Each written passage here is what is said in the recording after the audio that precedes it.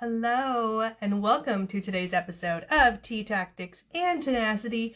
I am your host, Jenn HERMAN with Jenn's Trends. Today we're going to be talking about how much time should you commit to creating content. This question was submitted by Mach1980. Every question that we answer here on Tea Tactics and Tenacity is submitted by a viewer just like you, and then I come on and I pick one of the questions, I answer them, and give you a tactic that you can use to improve your Instagram strategy going forward. I share my cup of tea, because I don't drink coffee, so I share my cup of tea with you on Sunday morning whenever I get around to it, when I can pop on and share these tactics, and then Tenacity, where we talk about life as a mom, business person, anything else that's going on in the world. So today's episode is, like I said, about how much time should you spend creating content. Protopreneur, hello Evie, hello beautiful, it's good to see you, happy Sunday. Hello to everybody who is popping in live. It is great to see you all. Thank you for spending your Sunday morning, at least over here on the West Coast with me. Probably, I guess, closer to afternoon for those of you on the East Coast or anywhere else in the world that you're joining from today. So the question, like I said, submitted by Mach1980 was, how much time do you spend creating content, and how much time should you spend creating content? So this is always going to vary. This is not a standard answer where you should spend 1 hour per post or you should spend 5 hours a week. There is no magic number. It comes down to the type of content you create. It comes down to what your goals are with your content. It comes down to what your skill set is with content. For me to film a video takes way more time than for me to draft a photo with a caption. Other people would be the opposite, right? Other people would be like, well, I can do a video and do the editing and I can do all that really fast, but it would take me days to figure out how to write, a 2,000 word caption. So it depends on your skill set. It depends on where your strength is in addition to what that content is about. In general, I would say I probably allocate 30 minutes to 60 minutes per post that I create. Now, I'm not doing that all at one time. I do a lot of batch content where I will go in. I use a tool, a scheduling tool called Agorapulse that I'm a brand ambassador for. I love Agorapulse. They make my life so much easier in so many ways. But I will go in and I pre-populate most of the upcoming month's content. So I will, right now I'm already populating all of my April content. So I start putting everything on the calendar. It's already scheduled. It's ready to go. I already know what things I'm promoting. And I leave flexibility so that I can add in things if big news happens or things pop up that I want to build into that content strategy. But in general, I'm building a lot of that content in advance. I'm building that not in the moment. So it's not like I'm spending an hour every day on content, but I may take 2 or 3 hours on a weekend and map out a bunch of content and kind of schedule it all in there. And then I might come back, on a Thursday night or something and do more. So it's not like I'm dedicating that time individually to each post. A lot of times I'm kind of breaking it up where I'm in creative mode. So it's easier to start putting that content out there. But if you're filming an Instagram reel, that could take anywhere. It could be a 30-second video and it can take you 3 hours. It depends on the content. It depends on the context. It depends on, your transitions. You see a lot of these, you'll see the fashion type reels, right? Where they hold up a shirt and they go like this and then it transitions to now they're wearing it. Then they grab the next piece of clothing and they're holding it and they put it up against their body and then they're wearing it. Those take a lot of time. I mean, the more you do them, the better you get at them. But I'm standing here and then I have to stop the camera. I have to put the shirt on. I have to style it. I have to make sure that it's looking good on camera. I have to reposition myself to match where I started when I ended the video. Reposition, get ready, hit start, film another couple seconds, boom, stop, add the next layer, go through all of this again. So it can take an hour, 2, 3 hours easily to film what is a 30-second outfit video.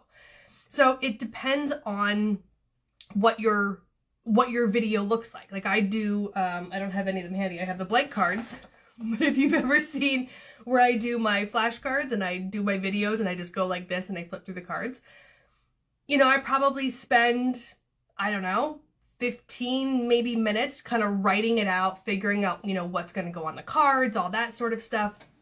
So I'm write up the cards and do everything. And then I probably take 2 or 3 cuts to film it and get like a solid cut, because sometimes I drop a card or, I stall, it's taking too long.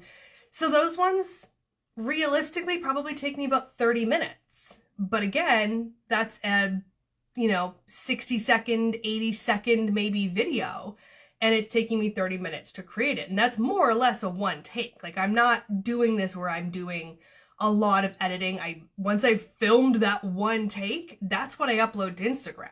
I'm not editing it. I'm not going in and doing post-edit work. If you're editing your videos, if you're going in and, cutting, splicing, cropping, merging, adding, you're doing music, you're doing overlays, you're doing captions, you're doing whatever, that can add hours of time for a relatively simple reel.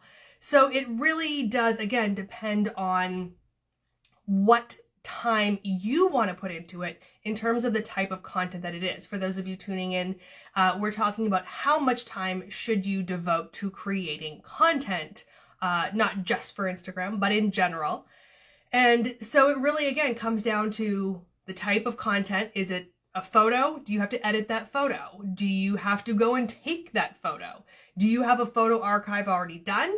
If you do, then that's great. I'll go spend an hour on a photo shoot, but I have 300 images to use over the coming however many months or years. So if you have an archive of content ready, that helps. But if you don't have that photo, if you haven't saved a bunch of photos and images or short videos that you can use for content creation, it's the time that goes into taking the photo.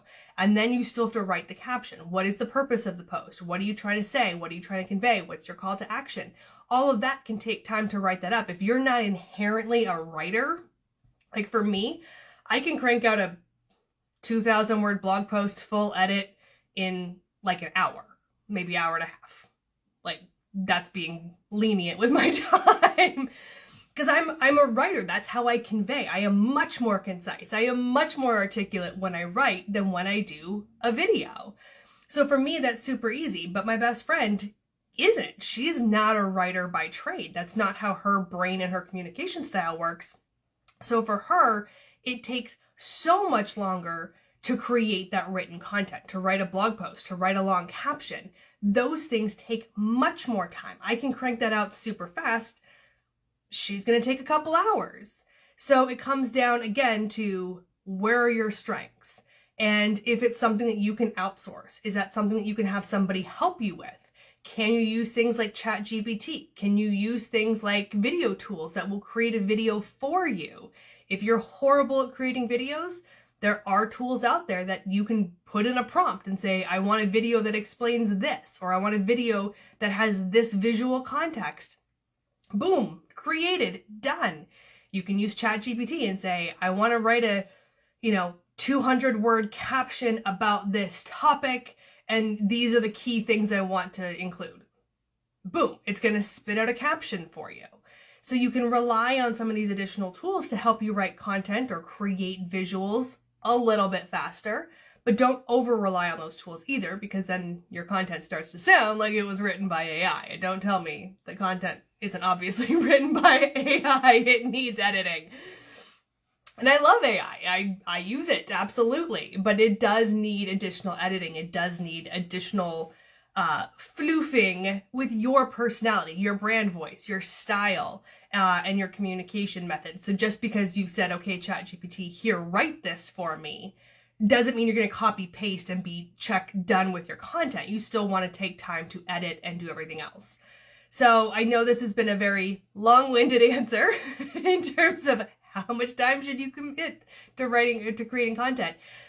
Because again, there is no right answer. Like I said, on average, I spend 30 to 60 minutes per post. It depends on the content. It depends on what resources I have available. Do I have to film the video? Do I have to write content? Do I have to build visuals for it? I have carousels that I put up here on my Instagram account. Those, same thing, probably about 30 to 60 minutes. I have a template in Canva. I have those. I have them ready. So I'm not building the template. but I have to go in, I have to, add the context where I want it, how much is going to go on each slide, how I can only have 10 slides, so is this going to be a 5 slide, an 8 slide, how many are going to go in there, what am I going to put on each one, what's going to be my call to action, then I still have to save that, all of that visual, then I still have to go write the caption to put it up here on Instagram. So it can take upwards of an hour, and for me, that's realistic. I assume that, I'm going to spend that much time. So if you think about that from a math perspective, if I put up 3 to 4 posts a week, probably more like 4 posts a week, when you factor in Tactics and Tenacity, if I'm doing 4 posts a week at a minimum of 30 minutes per post, that's 2 hours a week that I'm dedicating to content, upwards of 4 hours a week. Now, again, like I said at the top of the show, I do a lot of bulk content, so I won't just sit down and write this one post and push it out. I'm doing 3 or 4 posts at a time, so I'm a little bit more efficient with that time.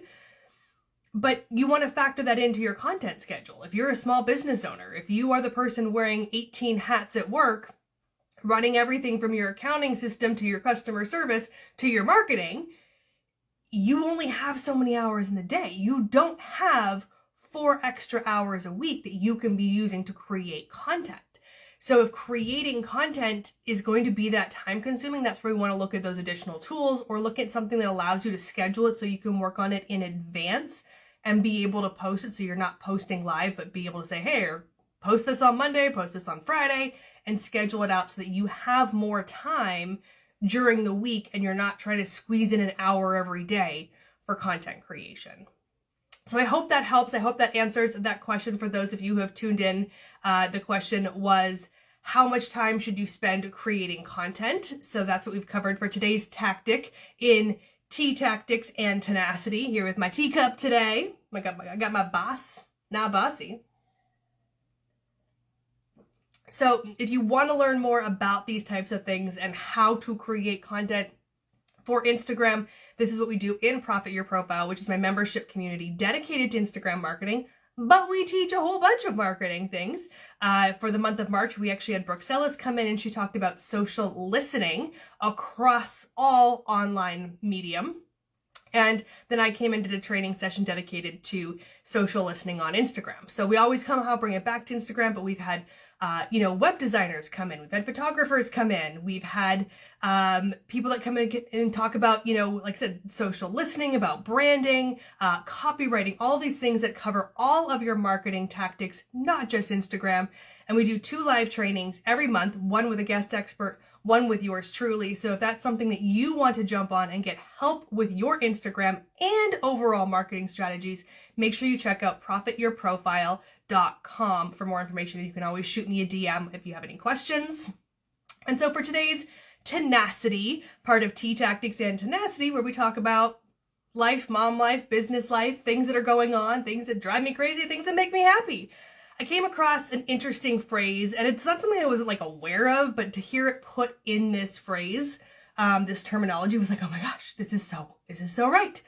And it's called decision fatigue. And as moms, we definitely suffer from this. It's not to say that dads don't suffer from it. It's not to say that men in general don't suffer from decision fatigue. It absolutely happens. Zuckerberg is an example. Even, I think, I can't name words. The head of Apple was always with, the black turtleneck and the jeans. By removing decisions, by saying I'm just going to wear the same thing every day, I'm going to eat the same thing every day, removing the need for decision allows you more capacity to make other decisions. So those are examples of men who clearly, recognize decision fatigue. And so it doesn't, not that it doesn't impact men, but it definitely impacts, in general, women and moms to a different extent. We typically are the ones that have all the household responsibilities on our minds. We've got, 87 tabs open in our brain at any given time. And it's something as simple as someone saying, where do you want to go for lunch? And you're like, I literally don't know. I can't make another decision. Today I've had to make decisions. I've had to figure out what's going to go in my kid's lunchbox. I have to make sure that they're wearing the right outfit. I've had to decide, am I going to stop here on the way to school, or am I going to stop there on the way home after school? Am I, then you get to work and you still got to make all those decisions at work, whether you're at home, in your business, at a corporate job. You're making decisions all day in your business. It's, again, do I turn right and take the freeway? Do I turn left and take the easy, or the non-trafficy route, but it's going to take me longer to get home, but at least I won't be stuck in that traffic? You know, there's always, like, we have a million decisions going on in our mind that constantly, you know, just day-to-day functions, but then it escalates, right? So, like, in that decision, you're driving home, and now it starts to be like, okay, well, you know, so what are we going to do for dinner tonight? Well, if we do that, well, then that means that I can't have that for dinner tomorrow night. But then we have so-and-so coming over for dinner on Saturday night. So I want to make sure that I still have that. And then, well, if they come over, what is our kid going to eat? That's right. I have to make sure I stop and get that for them. But then what if it's, you know, what if it rains? Well, now we can't eat outside. Now we have to eat inside. And now that means I probably have to get this. Like, one question can spiral into 10 tangential thoughts that next thing you know, we're planning Christmas in March, right? Like, our brains can take us to a place of decision overwhelm from a simple thought of, like, what to make for dinner. And now we're mapping out, you know, well, where are we going to go for Christmas? And it can be very overwhelming. We have so much going on, and there's so many factors that impact so many things in our day, that when someone says, where do you want to go for lunch? And you're like, I don't know. I can't make a decision. And they're like, just pick something you like. And you're like, you're almost unable to, right? Like, you're immobilized in that capacity to make a decision because you've made so many decisions, and you just want somebody to say, hey, we're going to go to restaurant ABC for lunch. You coming? And you're like, yes, I'm in, because you don't have to think about it. You don't have to think about what do they serve, or when do they open, who's going to be there, you know, should you pack a lunch tomorrow or not? Like, it starts to overwhelm you when you have to make these decisions. So when someone just comes up and says, hey, we're going to lunch here, it can make our lives so much easier. So again, the terminology that I came across was called decision fatigue. I know I suffer from this 100%. I do this to people all the time, where I'm like, please don't make me choose what restaurant. If I'm craving something, if I really want something, I will tell you what I'm craving, but please don't make me choose the restaurant. My brain is so overwhelmed. I'm so busy all day, every day with what's going on in my brain, that to have to decide on a restaurant is so overwhelming. Once we get there, I can pick something on the menu. It's fine. But I don't want to be the one responsible for picking a restaurant, because we're overwhelmed. We are fatigued, and it's another decision. So if this sounds like you, I hear you. I see you. It's okay. We're all in this together. And one of the things, before even hearing this terminology, I've learned to communicate this to people. And it's just key that we learn to communicate this, that we say, I really don't want to pick the restaurant. I'm tapped out on decisions today. Or when someone says, hey, we want to go this weekend, do you have any preference? And say, I really don't. I've made a lot of decisions today, and I really can't pick a restaurant, or I can't pick a playground, or I can't pick that. Can you please make that decision? And just put it back on them. Now, in all fairness, if that's another mom who's also got decision fatigue and you're trying to figure out where to go, ask somebody else. Be like, hey, we're trying to go out. Where should we go? Let someone else make the decision. But learn to communicate that. It is really important that we learn to communicate these things and share them with those that matter to us, so that we don't always seem like we're just the one saying, I don't know, but that we have justification behind it. That we just say, I've made too many decisions today. My brain is just not functioning enough to make that decision. Can you please help make that decision? It's perfectly okay to do that, to ask that of somebody else. And if they say, I'm in the same boat, then ask somebody else. Or just say, okay, how about you just come over to the house and we just watch a movie on the couch? Is that an option? Great. So there's always ways that we can find solutions to these things. We are busy. We're business owners. We're business, successful business people, whether it's corporate or small business or our own very large, successful businesses. We're parents, we're friends, we're family. We have all these things going on every single day, and it's very overwhelming in our modern society. So it's okay to feel that decision fatigue and just say, I can't make that decision right now. You First Coaching left a question. I'm going to make a note of that. Here, let me see if I can copy that. Can I copy? I cannot. I will answer that in an upcoming episode of Tea Tactics and Tenacity for you, First Coaching. And I'm trying to see if trying to copy that. Here, let me screenshot. Can I screenshot while I'm on a live video? Without turning off the camera. There it goes. Okay, good. There we go. Now I can save the question to answer later. This is what happens when you go live. Try to make technology work with you. So with that, we will wrap up today's episode of Tea Tactics and Tenacity. I need to head out. I'm actually driving up to Orange County today to go see a lovely friend who is visiting family in Orange County. So it's not the best weather. I feel bad. I'm to drive in the rain. They were visiting. It was nice until yesterday. So I'm heading off for that. I wish you all a wonderful rest of your Sunday. Have an amazingly productive, wonderful week ahead. Thank you for hanging out with me today on Tea Tactics and Tenacity. We will not have an episode next week. Next Sunday is Easter Sunday, so I will be taking it off.